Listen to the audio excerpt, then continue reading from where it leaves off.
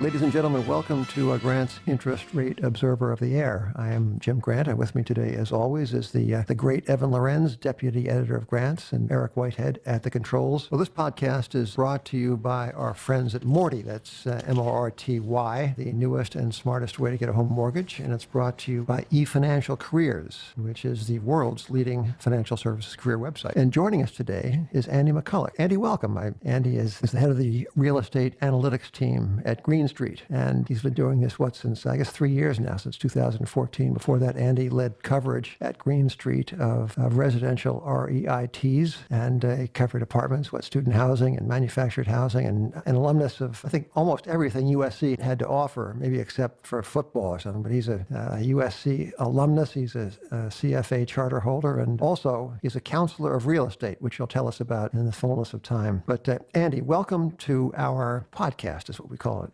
Well, thanks, guys, for having me on. Happy to be here. And I am a diehard Trojan. I did get a few degrees there. I did not play football, unfortunately. Okay. Andy, I want to begin by asking you this. The present day levitation and almost all things tradable has been called, the everything bubble. And I wanted to ask you, what about real estate? Are valuations extreme? Are they worrisome, or are they not? It's a good question. So I think, we get the question, where are we in the cycle? I think that's two questions, really. Where are we in the cycle with respect to asset values, and then where are we in the cycle with respect to operating fundamentals? I think, the asset values are a capital markets phenomenon. So we are seeing record pricing, although I think maybe the froth has come out of the market a little bit. I think cap rates have flattened out a little bit, even turned down in certain sectors. When it comes to operating fundamentals, so think about rent growth, things are still pretty healthy. We're slowing. Things are slowing, but it's still positive in almost all sectors with the exception of low-quality real estate. So I'd say the operating environment is generally healthy, but slowing. And just put that in context, I think rent growth is slowing to a level somewhere kind of around inflation. But it's still, when it comes to supply and demand, I think it's still relatively healthy there. And when you think about just where cap rates are, they're low, but we're in a low return environment. And, when we think about cap rates, we're really looking at long-term interest rates, and they haven't really moved all that much. So, I think this idea that, hey, what's going to happen if the Fed starts raising rates? I think there's a lot of attention played to that in the media, but we like to point our clients back to, hey, don't look at the short end of the curve so much. Look at the longer end of the curve. And if you think about, this correlation between cap rates and interest rates, if you look what the Fed has done over the last 2 years, I think they've moved rates up 125 basis points, I think, since they started raising rates in late 15. 10-year has barely moved. Right. Maybe it's up 10 basis points. And cap rates have barely moved as well. Andy, I want to just move back a little bit towards this slur. You said the word media. Now, Evan, we're kind of the media, right? Yeah. We print every 2 weeks. Okay, so I just want to clarify that one point. Hey, but Andy, with respect to interest rates, Evan Lorenz has slipped a piece of paper under my nose, and it points out that the 2-year Treasury yield now is above the S&P dividend yield for the first time in a decade. Now, those, to be sure, are not long-term rates, but it's insofar as the yield curve is going to flatten, insofar as it's going to be more difficult for a bank to make money on tightening net interest margins, is it going to be a little bit harder to secure debt financing for real estate, and will that not feed into valuations? I think if that happens, yes, anytime that it's harder to secure financing or becomes more costly to secure financing for real estate, I think it absolutely would impact values. I think if you read the Green Street research, everything we publish, we're always looking at unlevered returns. We think that's a better way to look at the world. But real estate is a levered asset, and we know that. So that the cost and availability of debt absolutely matter. It seems, though, in the world that we largely live in kind of high-quality, institutional quality real estate, most of these companies, at least today, are having very little trouble securing debt, and that's both mortgage debt, that's unsecured bonds, going and issuing unsecured bonds. The CMBS market is kind of a shadow of its former self, but that's generally healthy now, too, for higher quality assets. Now, if things start to tighten up, where does that usually happen? I think banks start de-risking, and they're less willing to take risk, maybe at certain riskier property types or at higher leverage levels or maybe on development. And we know we have heard that construction financing is definitely harder to get than financing for stabilized assets. So when you start to see that tightening, I think probably lower quality assets, potentially secondary and tertiary market assets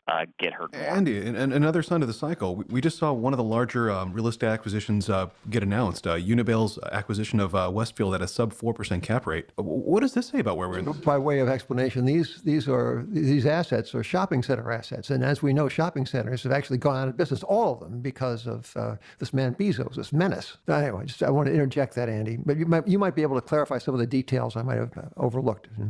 Yeah, so I think it's a big acquisition. Unibuy taking out Westfield, what the exact dollar amount, talk about the assets of the equity, we call it $15 billion acquisition, so a big deal. As far as where the rates, the cap rates are, I think everybody, as we know, has their own definition of cap rates. The way we define it, the deal's getting done at a mid 4% cap rate range. Can you define define roughly your definition, your cap rate? Yeah, so we talk cap rates nominal. So this is, call it pro forma next 12 months.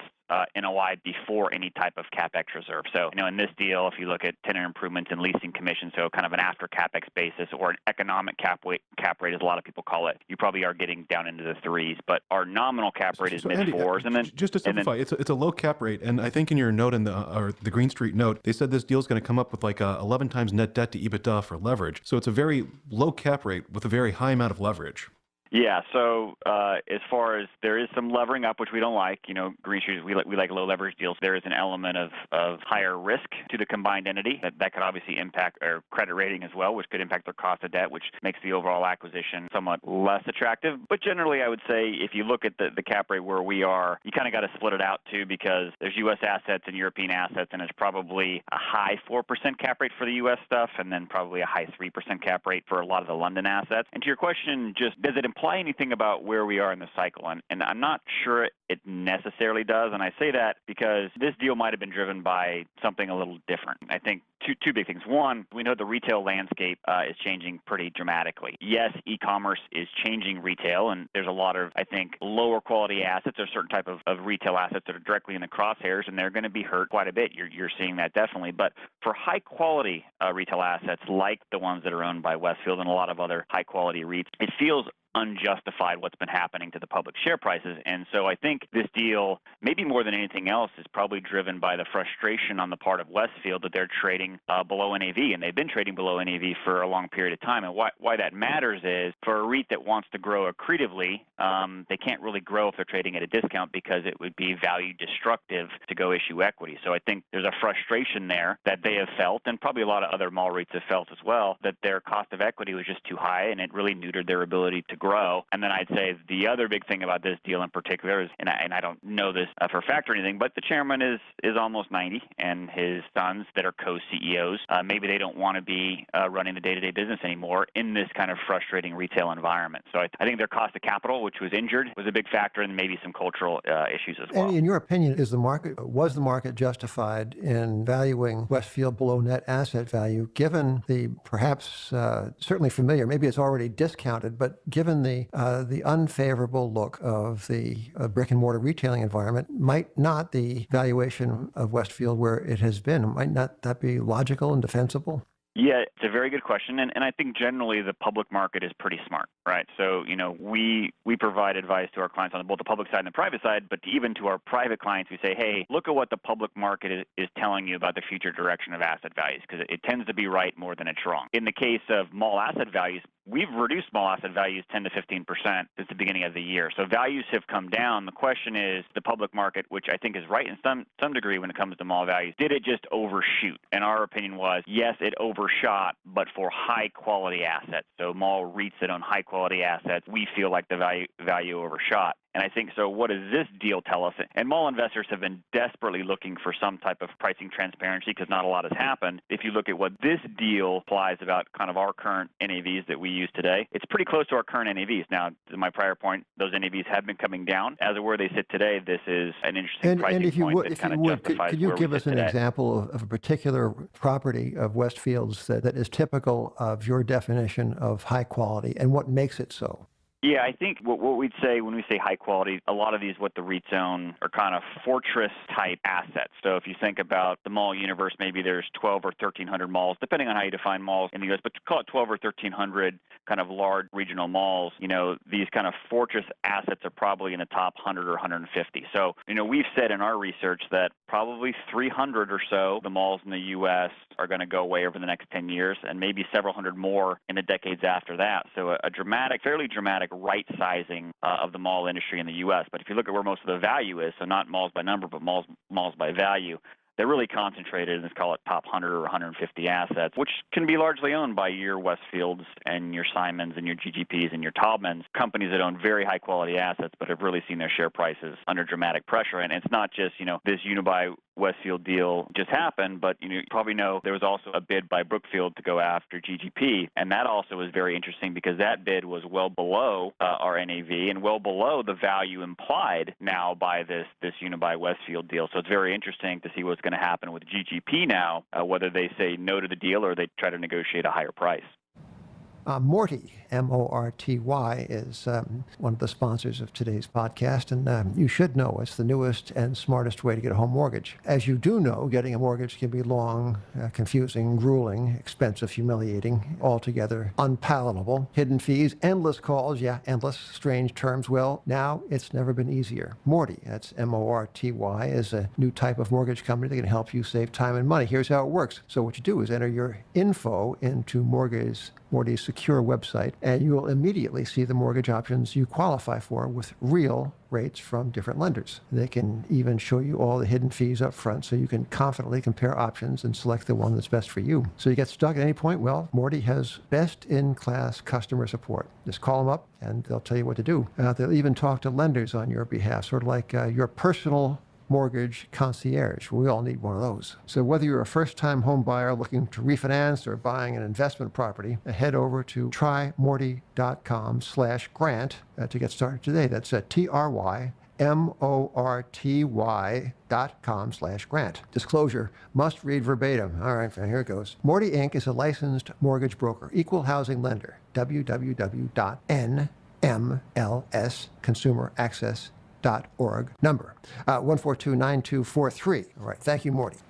Andy, in terms of the deal and kind of the cap rates you used both for Europe and the U.S., you said that the reason Westfield agreed to this was their cost of capital. Their shares are trading below NAV. But the one thing you didn't touch on is the reason why Unibuy could actually lever up its balance sheet. It's issuing debt at a sub 2% handle. And that's driven not really by any kind of economic fundamental in Europe, but really by the ECB buying corporate bonds and driving down yields to, 1 handles, or in some cases, you're seeing sub-investment grade companies issuing with 0 handles. How is the fact that Unibuy can actually finance so cheaply impacting this deal, and what does it mean for international arbitrage where European buyers just have a lower cost of capital right now?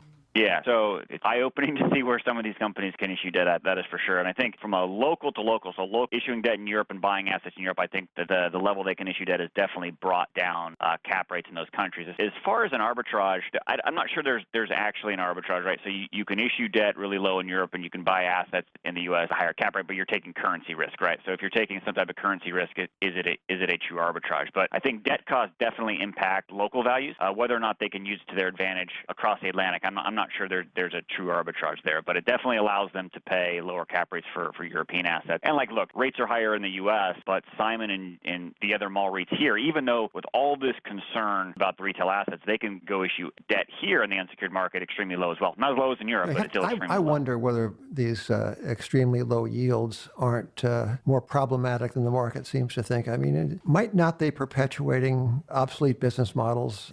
When these companies in Europe can fund as low as they have been funding, you're reminded, at least I'm reminded, of the long zombie march of obsolete and dying Japanese companies into oblivion seemed ever to be receding thanks to the good offices of the Bank of Japan. What about these rates? I mean, aren't they kind of spooky, bordering on disconcerting? There's kind of two questions there. The one about some of these obsolete business plans, and I do think there's going to be a right sizing in the retail space. There has to be, especially in the U.S. The U.S. is over-retailed. And I think there will be malls on the other end when you get this right sizing that come out stronger. The problem is a lot of these lower quality malls are still owned by people with deep pockets, and they could feed capital into these things undeservingly and keep them alive for a long period of time. So I do think it's going to be more painful, and we've been taking our growth rates down and our cap rates up even for high-quality assets, but I do think they will eventually survive, and a lot of low-quality retail will not. When it comes to just the absolute level of rate, what I think the market is saying is, if you look at longer into the curve, that the economy is not going to catch fire and inflation is going to be low for a longer period of time. We don't forecast interest rates. I don't know where they're going to go, but if someone put a gun to my head, I'd look at the yield curve, and the yield curve tells me that the economy is not going to catch fire, whether right or wrong. And when I think about what could happen to real estate if rates go up? I think it depends, right? So everyone focus on this. If interest rates go up, and I'm talking long-term rates, if they go up because the economy is getting better and you get some higher level of inflation, that might not be terrible for real estate and REITs because chances are you're getting rent growth to go along with it. So as my cap rates go up, my income is going up too. What we as real estate investors are really worried about is some type of scenario where rates go up or where long-term rates go up and you're not getting inflation or rent growth. That's where things can get really ugly for real estate. Andy, the latest Herd on the Beach essay, which you have produced, they're always thought-provoking. This one I thought especially so. The title is What Would Buffett Buy? And it is a review of the paradox of real estate in the context of the well-known value investors' maxim that good things happen at cheap stocks. So in Wall Street, it's just that simple, supposedly. In real estate, it's not quite so simple. As your essayist, and I think that was you actually, but as the Herd on the Beach essayist points out, in the public side of the real estate markets, it is the expensive stuff that seems to do well, not over just 1 or 2 years, but over much longer periods, whereas in the private sector, part of the real estate market, it is the value kind of real estate, the cheaper stuff, the higher cap rate stuff that seems to excel over time. What do you think of this, and what is an investor to do about it? Sometimes you get different answers in the public and private market, but I think it was. I didn't write that. That was our director of research, Mike Curry, that wrote it. But it was a great piece. I think when you look at different performance of public stocks and private real estate, I think in the public market you do need to realize relative performance across some of these property sectors were impacted by the capital allocation decisions of the management team. So over-levered going into the downturn and potentially having to re-equitize a lot and destroying some value. So I think there's some moving pieces between the public and the private. But I think it is interesting. I think there are pockets of value in both places, and I do think there can be systematic mispricing both places too, especially when it comes to private real estate markets. And by that I mean, we talk a lot about CapEx in our work, and I think you guys talk a lot about CapEx too. I read your piece when you were talking about a Canadian apartment REIT, I think Cap REIT, and how the CapEx was misunderstood there. In my prior life at Green Street covering the residential REITs, I covered Cap REIT, and I harped on that a lot. So I think of all the things that we look at in the commercial real estate space, CapEx is the single most misunderstood issue, and it creates systematic mispricing in the marketplace, we believe, that hasn't fully been corrected yet. And when we look across different property types, something like an office sector, TIs, leasing commissions, how much money you have to constantly reinvest in some of these property types to keep the properties competitive is much, much larger than what your average investor underwrites, and that creates mispricing. So, when we look at the world today, office is a well understood asset class, but we think it's the most overvalued of all the property types we cover. When you look at long-term growth after CapEx, the growth is only average, and you pair that with persistently low cap rates, and risk-adjusted returns just don't look that great. Andy, when it comes to office... To pick apart one part of office, public versus private, you're saying the public companies are overvalued. There's one space in office that always seems perennially undervalued, and I know it sometimes has problems, but it's suburban office. They tend not to be a lot of REITs about these, but they tend to have high cap rates. They always do. Could you tell us where they're valued today, where they've been relative to history, and kind of what it says about the industry? Yeah, so I think people look at high suburban office cap rates and you see high yield. You say, wow, that looks attractive, maybe especially relative to CBD office. But like I just said, office as an asset class we think is generally overpriced. And when you look at, I think, cap rate spreads a lot of time between your gateway office and your suburban office, they're wide. But if you adjust for CapEx, they're not as wide as they may seem. A little bit of that is in it. Can you give us a little sense of numbers? Is it 4% cap rates versus 10? And kind of what does it come down with CapEx? I think it depends. If you're talking kind of CBD New York versus CBD Atlanta, they're not that wide. Once you start going out into the suburbs, I think it depends. It could be 200 or 300 basis points. It could be 600 or 700 basis points. Because we're in New York, why don't you do New York City versus suburban Jersey?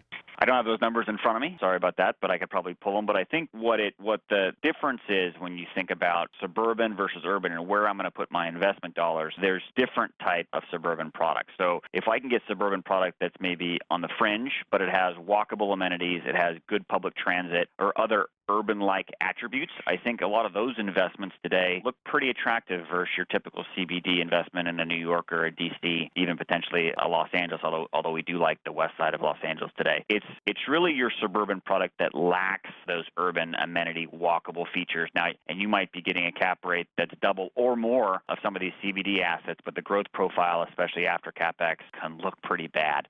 So even at those high yields, so those kind of legacy, old school suburban campuses still look pretty dangerous to us, even though those yields look so high. And sorry, I couldn't give you hard numbers, but it does vary. This episode of the Grants Radio of the Air is brought to you by eFinancial Careers, the world's leading financial services career website. So discover career-changing opportunities across the industry, from leading brands to niche firms. Why not take the hard work out of job hunting? Register today to let the recruiters find you. You can create a profile that recruiters easily match you to their open roles. You save jobs and create alerts to stay informed of the latest opportunities. Upload your resume and cover letter to quickly apply to jobs. Check out the site at efinancialcareers.com. So, Andy, your point is that office is overvalued and is often overvalued. Is there anything right now that looks particularly undervalued or attractive as just a sector? There are. So we like some of the niche property types. I think our favorite property type today is manufactured home parks, so also known as trailer parks. And really just what those are is a community owner owns a park in the land and leases out the spaces to owners of the mobile homes. Although they call them mobile homes, they're not that mobile. So we really like that sector. If you think about all the benefits you really get in manufactured home parks, you have a great demographic story. The baby boomers coming through, especially for age-qualified communities. You have almost no new supply coming in the manufactured home park business because of NIMBYism. You have Fannie Freddie that provide you subsidized debt, not for the homeowners per se, but for you as the park owner, so I can get financing that's extremely attractive. The government, we the people, are subsidizing the builders of trailer parks? Not necessarily the builders, but for stabilized operating communities. What is a stabilized for apartments, student housing? I'm going to repeat my question. So say I want to go out and improve an existing trailer park. Now I can access Fannie or Freddie subsidized debt for this particular private purpose project. Is that right? What I mean by subsidize is the existence of a government guarantee and the government involvement of Fannie Freddie result in cheaper debt for residential real estate owners. That's apartments, student housing, parts of senior housing, manufactured home parks. Hey, let us then ask what kind of value proposition you get in manufactured housing, and how about a couple of tickers? I mean, what is out there for the public investor? So the two big ones are Equity Lifestyle and Sun Community. So we run a relative pricing model, so we always have to have a buy on one and a hold on the other. But I'd say if you carve that out and say, hey, these are both pretty attractive companies. Equity Lifestyle had focused more on the age-qualified segment. Would those be old people, older Andy? lifestyle communities.